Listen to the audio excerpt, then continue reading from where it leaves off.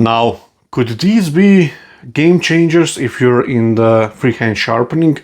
Let's find out.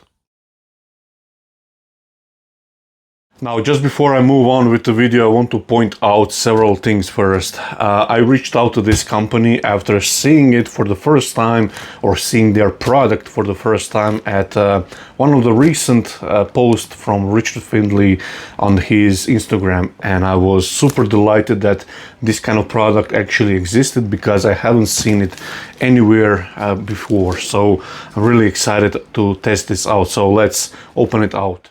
The company in question is Right Angle, and I spoke with Aaron and Gil, and thank you guys for sending this lovely package.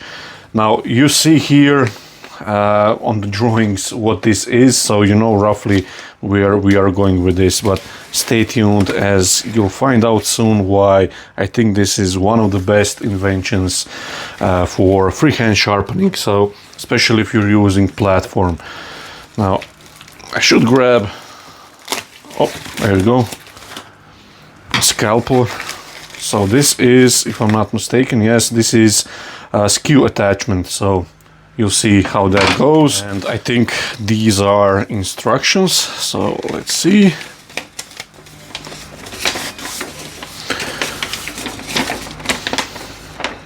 Some of the safety things. And there is a note here as well. So, Mr. Tomislav, thank you for looking at my tool rest. Please let me know if you have any questions, Gil. Thank you, Gil. I really appreciate that. Now, this is my way of kind of packaging in a shop paper towel. I protect my gouges, my sharp edges on my signature tools with a similar method. So these are, I assume, bars. Yep, and you'll see all this in a few seconds. And now the star of the show, which there should be two of these. Oops, bumped the camera. Now I can tell you right away that these are really nicely made. So right from the start you can feel quality. So yeah, I'm quite excited. And the other one.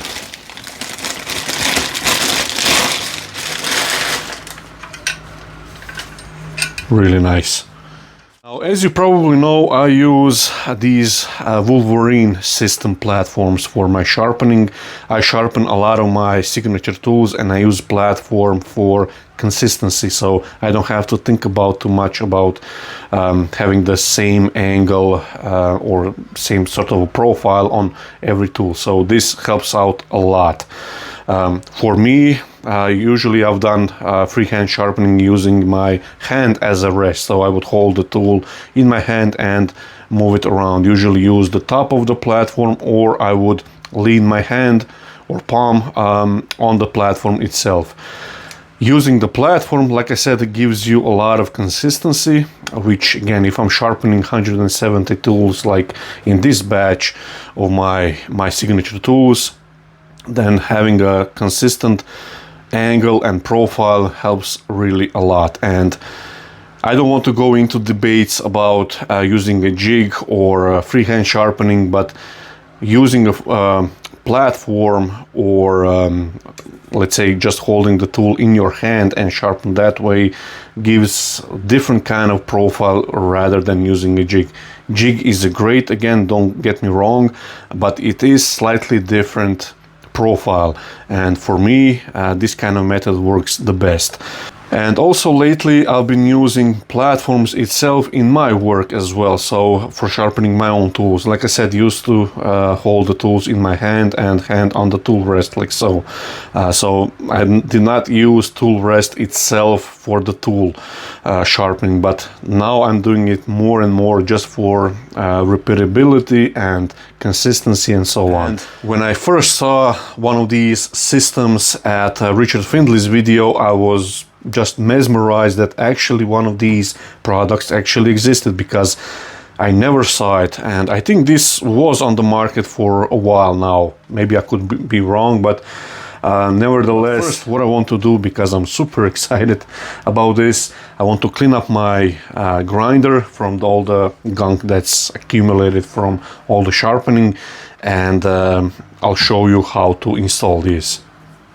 This is it. So I've assembled one and tested it out of the camera, finding all the angles and so on, so I can show you on the second one how this assembles and works. So you have a stop here, which also when you screw this down, you tighten this bar here, and that just slides into your base from one way. The way this works, the adjusting of the angle, is you have this pivoting arm with a little pin on the bottom, and that pin corresponds with these holes here. Now these holes have numbers here, and these are not angles of which you'll get on the tool, but rather these are just reference points for you to know where to put the pin. I have here number 4 position for refiner, which gives me roughly 48 degrees, which is okay. I like my refiner angle, bevel angle, to have it from 45 to 50. Even if it's a little bit over 50, it's okay. It will still do the job perfectly fine, even if it was 55. Depends on how you sharpen it and how you raise the burr, but I prefer to have a little bit sharper edge, especially when I'm rolling it with the burnisher. I like to have it from 45 to 50. So this number 4 position gives me 48 degrees. Now for the ball gouge, this is number 3 position, and this gives me roughly 42 to 43 degree angle. So it's, I think it's a little bit more than 2 degree increments, but it's somewhere around that there, I think. So number 3 is ball gouge, and spindle gouge gives me roughly 38 degrees on number 2 position. So if I place the arm and the little pin in number 3 position, and I'll show you a skew attachment, then I can sharpen skew as well. But I'll show you why I'm going to maybe use one of the other platforms for the skew. So this whole assembly, as you can see, has a stop here, so you can just place it inside your base and it will always register it at the same distance. So when I lock this up, you can see it's a nice sturdy platform. This is nice and sturdy. These numbers here, they have also some sort of a coat, not coat, but a layer, thin layer of plastic on top. Now I think you're supposed to write on these with a Sharpie, thin Sharpie, but I don't have it, and I did peel off on this one here that layer on top, and now I can write with a regular ballpoint pen. And again, not sure if I'm going to use that and write the numbers here, because again, refiner is 4, ball gouge is 3, and spindle gouge is 2. So in those orders it comes down to lower and lower angles, so I can remember which is which. That's pretty much it in terms of how this works. So again, you can adjust these whichever position you want. Now there is also a skew attachment, which is this plate here. It has a big magnet here, so that goes on like so, and clicks, and it's really nice and stable. So that gives you a little more acute angle, and if I position that on number 3, now I can sharpen my skews as well. The only thing that I would suggest here for right angle, and that is you reference, let me just grab a skew. So you reference the skew on these points here, or sharp, it's not sharp edge, but corner here. So this one and this one here, so like this, and it can sort of rub in, as you can see here, slightly on the skew. So rounding this over with the file or some sort of a sander or something like that will help you out glide skew much easier. So that's my only suggestion, let's say, to improve, let's say. The other thing is why I probably won't use this skew attachment, and that is because of the length here. So when I position this like so, you see there is a lot of distance here from this point up to the wheel. So this is pretty much brand new skew, so I can sharpen it like so. You can see I still have roughly, I don't know, maybe 40 mil of room up to where I'm going to hit this bolt. Let's see. Yeah, so a little less than that, maybe 1 inch of room when I start to sharpen this down. So from that point, I'll be hitting with the ferrule up against this point here. So maybe if this attachment was a little bit shorter but taller or something like that, might be a little bit better option as well. That's why I'm going to use, which I have a dedicated platform from one way, which is this one. It's quite shorter than the standard one. As you can see here, much smaller. So I can use a lot more of the skew when I'm sharpening. You can see I can go pretty much all the way up to the ferrule and use pretty much all the skew. So that's probably the only thing where I won't use these platforms. So let me show you how these install. Now first what you want to do is install this bar on the inside here at the bottom corner. So you have these bolts and nuts, so that just goes in like so. And I'm trying to do this in this kind of orientation, just so I don't have to move the camera around. I have ordered a new arm for the camera. This one is getting quite beat up, so that I sort of recommend maybe to put one. And now on the second one you have to put, if you want to use a stop block. So this plate here goes on top here, as you can see. And now just put the bolt, this one, from underneath. There we go. And you place your nut on top. And I'm just going to put this one lightly or loose, like so, just finger tight. So I can adjust this and I can pretty much tighten the back one. So now this assembly can go into your base, and now I think it's a recommended distance, roughly 1/8 of an inch, and you want to have it relatively centered. Now if your platform, when you set it up, if it's maybe leaning one way or the other, you can use these shims that they provide. These have these bent tabs, so you can place these on top or the bottom down here, where it connects to the where the bar connects to the platform itself here, and you can adjust that a little bit. So if you have to, but if your base is correct and your grinder is correctly set up, you should not have any issues. So now what I want to do is use the same tool that I've grind on the left platform and use it here in the same setting. So my spindle gouge is number 2 position, like so. And I loosen this, and I want to adjust the stop bar underneath this one here. So I would position this where I think it should be correct and tighten it up, and that should be okay. So that's even the same or really close, same distance. So now both of the platforms are set, and I just want to compare if the angles are matching.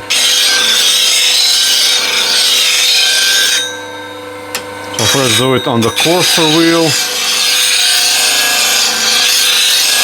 This is 80 grit and this is 180 grit, so that's good. You can see nice clean bevel, and I'm going to again put the Sharpie on.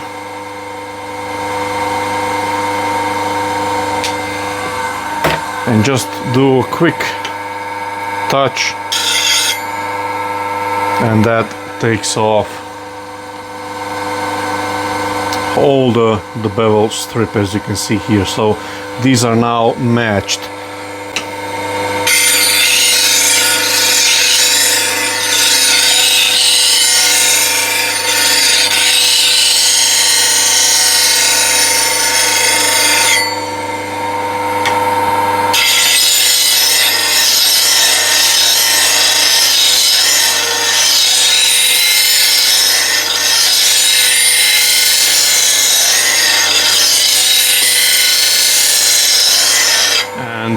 Now there is one nice sharp spindle gouge.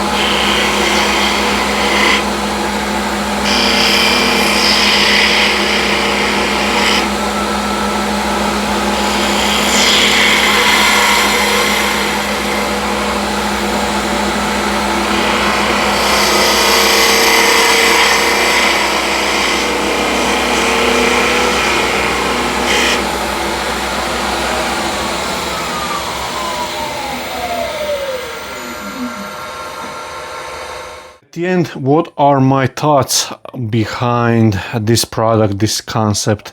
I really like it. To be honest, I really like it. I like having, especially when I'm sharpening all these tools, going from 80 grit, which I use after white wheel. White wheel I use for rough shaping, then 80 grit for finer shaping, let's say, and then final sharpness of the edge I get from 180 grit CBN wheel. And it's nice to quickly go through one and the other back and forth, let's say. But even in my own work, let's say, I'm sharpening, let's say now, refiner. I just pop it into number 4 and sharp away. Let's say I grab ball gouge, number 3 here, sharpen your ball gouge, then spindle gouge, number 2, do your sharpening, and so on and so on. So if you're using steeper angle on your scrapers or whichever tool, then just go higher up, let's say. So maybe 11 could be around, I don't know, that looks around 60 degrees for scrapers maybe, and so on. So I think this kind of product is well overdue, and I like the concept of it. Again, a few touch-ups that I had to do, cleaning up this face here, not a big deal. And again, these numbers here on the right one here, you can see I left that layer of plastic on top, so here I can use Sharpie if I had one, but I don't. But just for reference, I have here number 4 refiner, number 3 ball gouge, and spindle gouge is number 2. And again, I'll set up these other platforms that I have from one way for skew, and use a stop block as well. So that will be only for skew, and I can use these for all the rest of the tools in my lineup, let's say. So this kind of system may not be for everyone. Not everyone uses a platform to sharpen their woodturning tools or pretty much any other tools. But if you do use it, and if you use like 40/40 grind or just sharpen in the similar fashion, I highly recommend to check out this system. It's a nice, reliable system to change the angles quickly. I really like the little cutout for the wheel. That really helps to have that side support when you swing the tool. Let's say if you want longer wings, so you don't fall off the platform. That I really like. I don't fancy these lines, which I think are probably 40 degrees. I didn't check those, but I don't fancy that too much. But they are there if you use that. Again, you have benchtop versions, and also this one that implements into one way, and also they have what they call programs. So if you want to dial in exact angle, then you have, I think, 6 options to choose, and you can mark those and switch those around if needed. So the other system is a little bit more precise, let's say. This one is a little bit more in the ballpark of the angle, let's say. So you have to maybe make a compromise, because maybe the closest that you can have is 40, or at least in my case it's 43 degrees and then 48 degrees, so I don't have anything in between. So I choose my refiners to be 48 and 40 3 degrees for ball gouges, which is again 1 or 2 degrees off what I'm usually aiming for. But again, I'm not too hung up on the exact angle because that's really not important. I'm more after consistency, especially when I'm sharpening for clients, my signature tools. I want to have consistency rather than exact number angle. So again, you just correspond value that you have numbers on front of the tool. You value those to your angles or tool, and you'll be fine. Now, again, I want to point out that I reached out to Right Angle, to Gil and Aaron, if they could provide one of these platforms for me to test out, to give honest feedback to you guys after seeing from Richard Findley's one of his Instagram posts.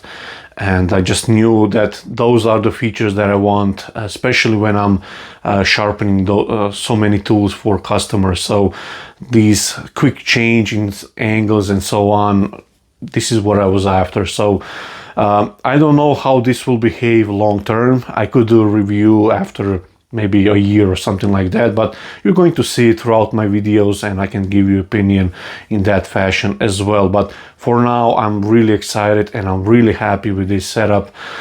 Just what I was after. And again, thank you Aaron and Gil for sending these to test out. So if you are in the market for one of these, I highly recommend. You cannot beat this kind of a quick change angle systems, nice and repeated every single time. And that's, when you're starting out, that's probably the most sought after thing that you want to consider, because once you get the muscle memory in for particular angles, then it's much easier to turn, let's say. So that's at least my opinion. So thank you for watching, and see you next time.